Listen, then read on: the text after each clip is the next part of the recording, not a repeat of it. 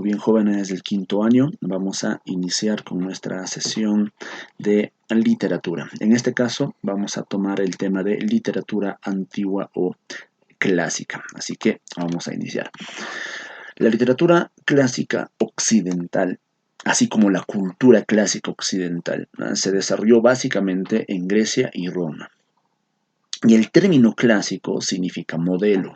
Es decir, cada vez que nosotros encontramos el término clásico en cualquier expresión, entendemos que esa actividad va a servir de modelo para lo demás que pueda venir. Entonces, si yo digo, por ejemplo, esta canción es un clásico, digo que esta canción ha generado modelos para que demás autores de canciones sigan ese patrón para que puedan continuar con su actividad.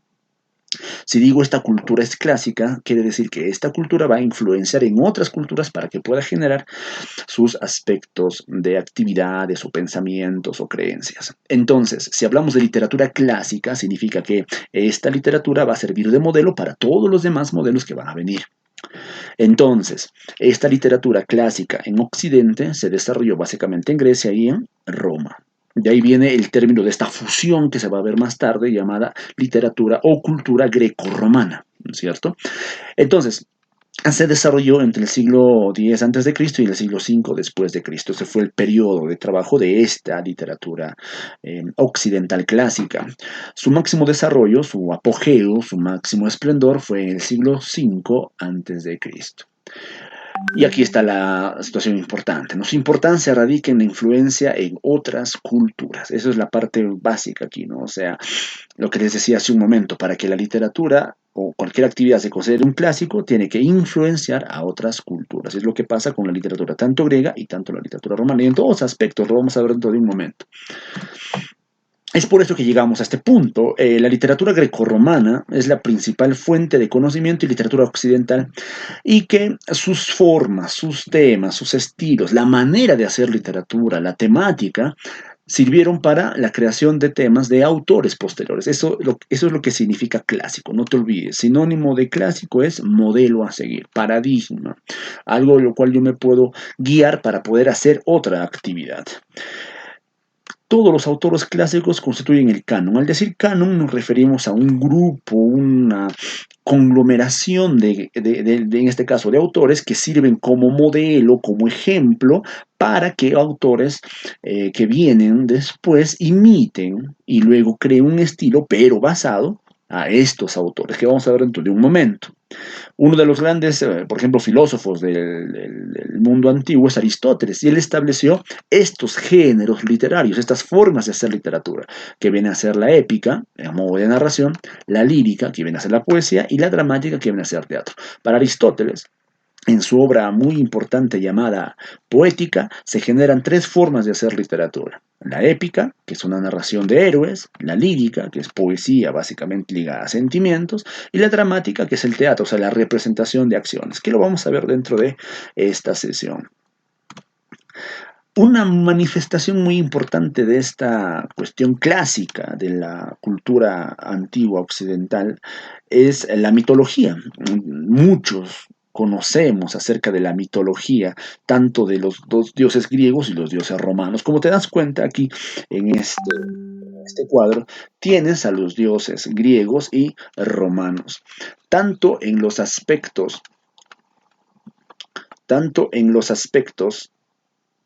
a ver, hay que esperar que salga esta parte. Muy bien, ahorita ya sale. Ahí está, ya se fue. Tanto en los aspectos y sus nombres griegos y sus nombres romanos. Por ejemplo, mencionamos algunos nada más. Hera, diosa de la familia, se llamaba Juno para los romanos.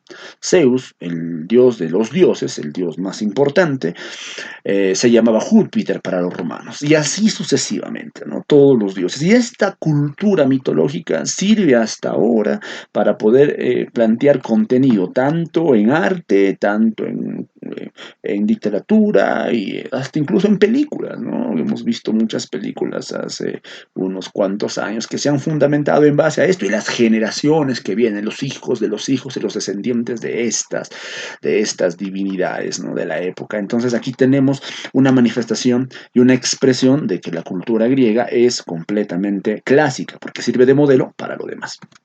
Aquí tenemos otra forma de expresar esto. Esto es mucho más amplio, con las esculturas de cada uno de los, eh, de cada uno de los dioses del Olimpo. Así que esta situación nos va a ayudar bastante a entender este principio. Seguimos avanzando. Esta parte es muy importante, ¿no? Los aportes de Grecia y Roma para con la cultura del mundo, ¿no? ¿Grecia en qué aportó para que, digamos que Grecia es una cultura eminentemente clásica?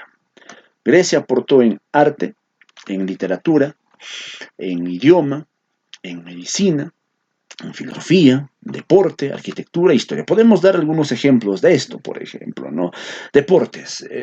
Los Juegos Olímpicos que iban a desarrollarse este año y que lastimosamente por esta situación sanitaria se está postergando para el siguiente, nacen desde la época romana, ¿no?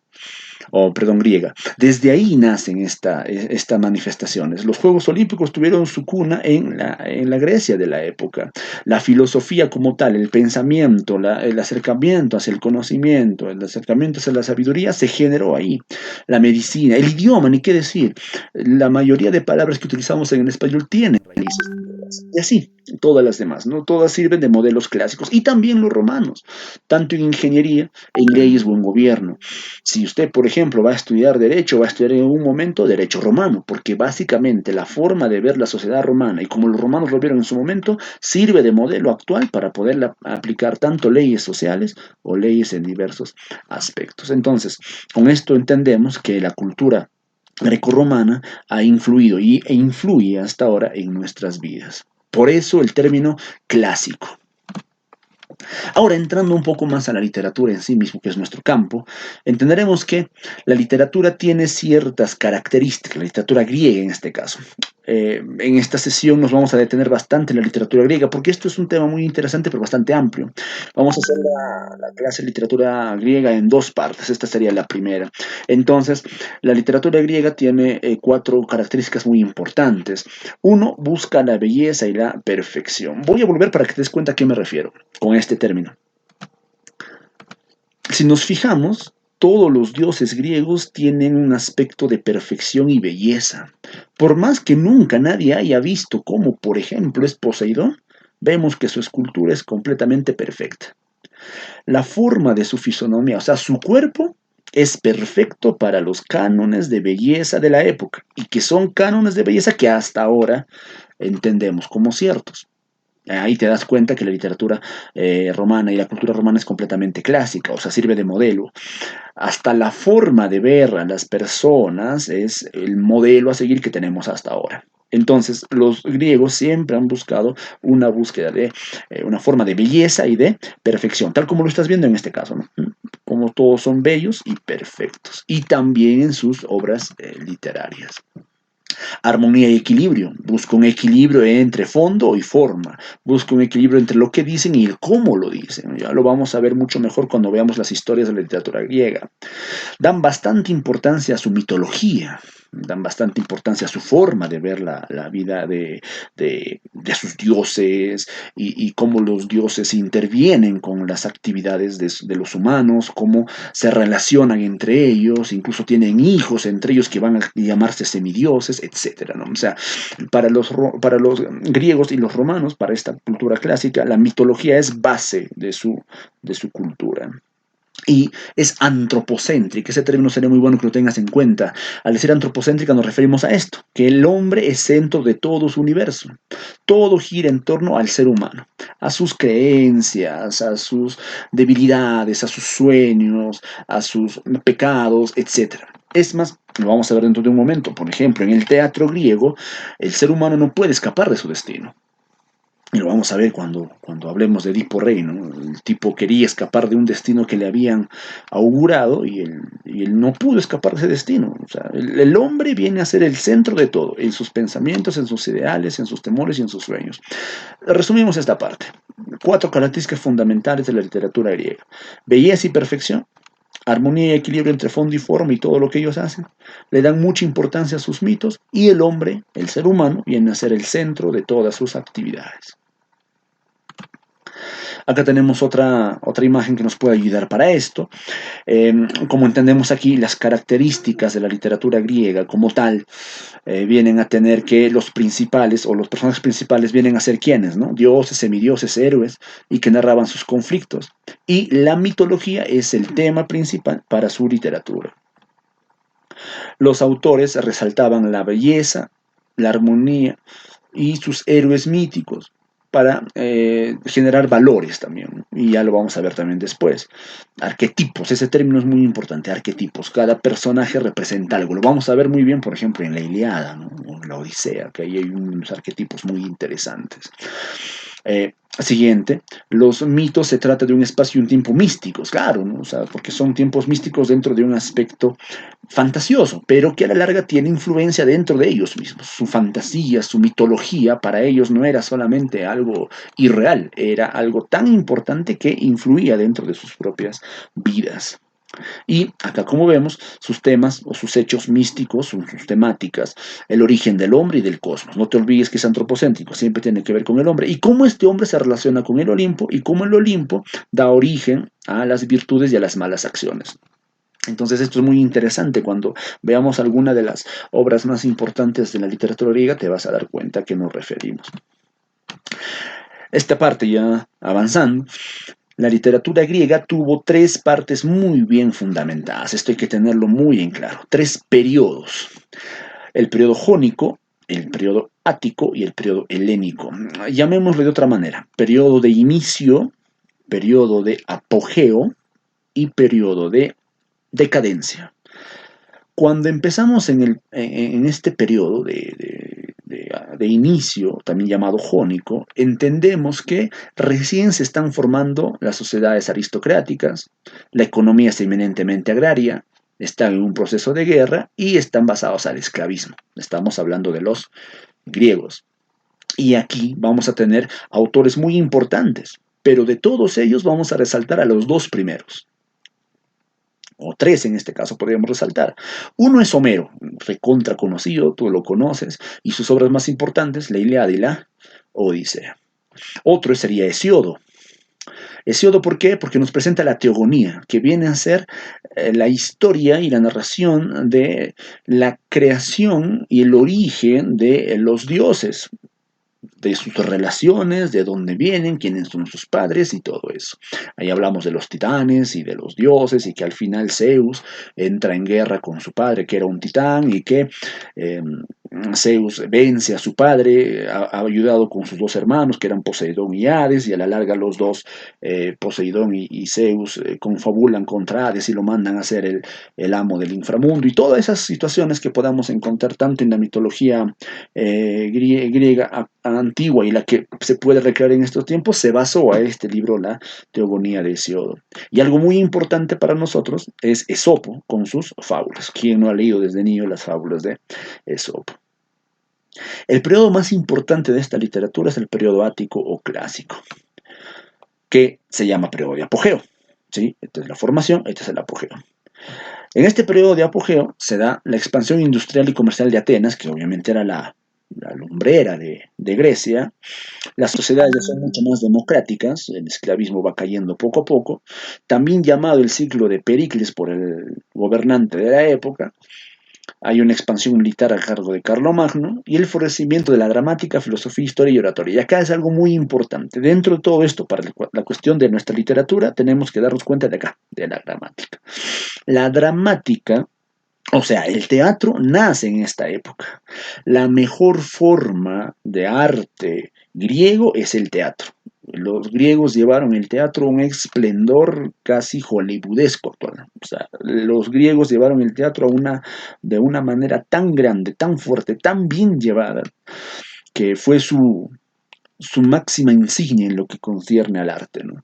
Y tenemos a los tres grandes trágicos, a los tres grandes autores de teatro, que sería Esquilo, Sófocles y Eurípides.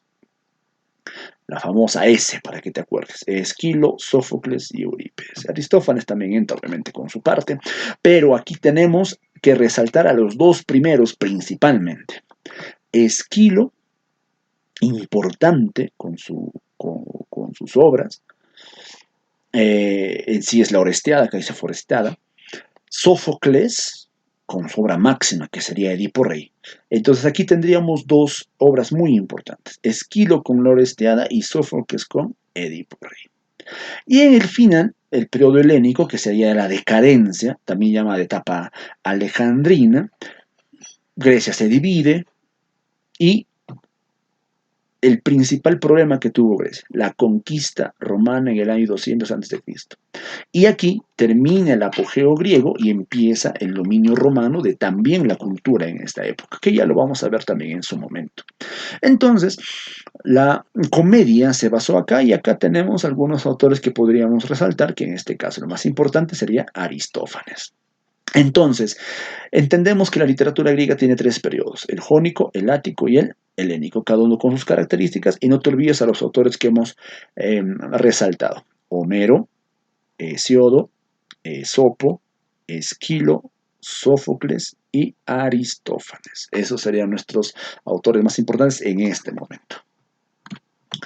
Vamos a ver un poco acerca de cada una de las manifestaciones de la literatura griega. Vamos a la poesía lírica. La poesía es básicamente lo que conocemos ahora como declamación poética o escritura de poemas. Acá en esta imagen tenemos el por qué se le llama lírica, porque los que realizaban este arte literario tenían una lira para poder acompañar la narración de sus poemas o la declamación de los mismos. Entonces, la característica fundamental de esto es que expresa sentimientos y emociones, así como inquietudes y ansias del poeta. Y aquí tienes a sus principales representantes. Dentro de la poesía griega no hay algo muy resaltante, por lo menos para nuestro nivel secundario. En esta poesía épica o la forma épica sí tenemos algo muy, pero muy resaltante. ¿Qué viene a ser la poesía épica o lo épico? Básicamente, cuenta hechos vinculados a héroes, fue improvisada y compuesta por aedos que se recitaban, pero basado obviamente en hechos vinculados a héroes. Toda cuestión épica es eminentemente heroica, narra los hechos sin emitir juicios o opinar sobre ellos. Y el máximo representante obviamente es el señor Homero, que tendrá su propia clase aparte, ¿no? Tenemos que hablar de Homero muy aparte en su momento. Y sus obras máximas, la Ilíada y la Odisea, que también tendrán su propio momento. Y la máxima expresión de la literatura griega sería el teatro. El teatro tiene una forma de origen bastante interesante que está acá en el cuarto punto. Todo se dedicaba en base al dios Dionisio, que sería el dios del vino, el dios de la alegría, el dios de las fiestas. Y en base a esa situación es que se formaron el teatro. Entonces, el teatro en esencia, ¿qué tiene? Su origen, ¿qué tiene? ¿No? Tiene un carácter religioso, es popular, es político. Se mantuvo al servicio de los ciudadanos porque si te fijas aquí en el teatro griego, en estas plateas que están acá, en estos asientos, se llenaba completamente. Y los actores estaban en esta zona, muy parecido al teatro actual que vemos. Pero esto lo llevaban a un nivel de magnificencia tremenda. Esto era una fiesta. Imagínate unas olimpiadas, o imagínate un mundial de fútbol, o imagínate un concierto de tu artista favorito. A esa magnitud se hacían las obras de teatro griego. Y para ese momento habían dos formas de literatura griega en cuestión de teatro nada más, la tragedia y la comedia. Y la más importante, obviamente, es la tragedia, hacer una tragedia, crear una tragedia a un nivel de ganar un concurso, porque también se daban concursos aquí, era una cuestión magnífica, ¿no? Acá tenemos algo también importante para poder ver a sus autores.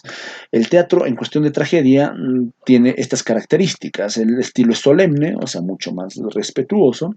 Se busca un efecto purificador en el público llamado la catarsis. Esto sería muy importante. La catarsis significa que yo veo la obra teatral y a través de esa obra teatral purifico mi alma, purifico mi espíritu y cambio mi forma de ser. Y los temas son los sufrimientos y crímenes y la muerte. Sus representantes, no te olvides, la S, ¿no? Esquilo, Sófocles y Eurípides. Mientras que la comedia Tiene un estilo más desinhibido, más libre, más relajado. Busca hacer reír mediante la ridiculización tanto de personas y también de actitudes, no solamente a las personas. Por ejemplo, ridiculizaban a la soberbia, ridiculizaban a los celos, ridiculizaban al amor, ridiculizaban a cualquier actitud negativa o quizás positiva también. Y había personajes tipo o también llamados arquetipos. O sea, siempre estaba ahí el avaro, el gracioso, el viejo verde, el fanfarrón, el no sé, el más vivo del barrio, que podríamos llamar un pícaro, etcétera, ¿no? O sea, cada personaje tenía un tipo. Y sus representantes serían Aristófanes y Menandro. Para terminar esta parte, porque dentro de la lección vas a encontrar más enlaces para que puedas ver todo lo demás, vamos a hablar en este caso de la tragedia griega. Vamos a fundamentarnos en base a estos tres autores, ¿sí? Y de estos tres vamos a relacionarnos en base a dos obras, básicamente. Te explico en un momento. Aquí tenemos a los tres grandes representantes de la tragedia griega y sus sobrenombres. Esquilo es el padre de la tragedia, es el que inició el teatro como tal, como lo podemos conocer actualmente. Sófocles es el máximo representante, es como la curva, y si queremos hablar de todo lo bueno del teatro trágico, sería Eurípides, que sería considerado como el más trágico de los trágicos. Aquí tiene sus características, esto es algo muy importante, y las obras a donde nos vamos a detener justamente es esto, ¿no? Dentro de lo que es Esquilo nos vamos a detener en la Orestiada, que es una obra dividida en tres, lo que podríamos llamar una trilogía, ¿no? O sea, si pensábamos que las trilogías son actuales y que se dan ahora en libros o en series o en películas de tres y que esperamos con muchas ansias la salida de la siguiente secuela, Esquilo ya lo había hecho hace muchos siglos atrás, que él trabajó la Orestiada basada en tres obras. Las tres obras conforman la trilogía que viene a ser en sumatoria la Orestiada. La trilogía viene a ser Agamenón, las Eumídides y las Coéforas.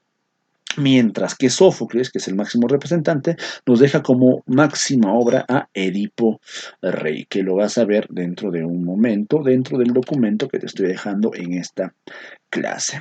Entonces, para cerrar esta sesión, no te olvides que estamos viendo la primera parte de la literatura griega. Estamos viendo específicamente a los eh, autores de teatro.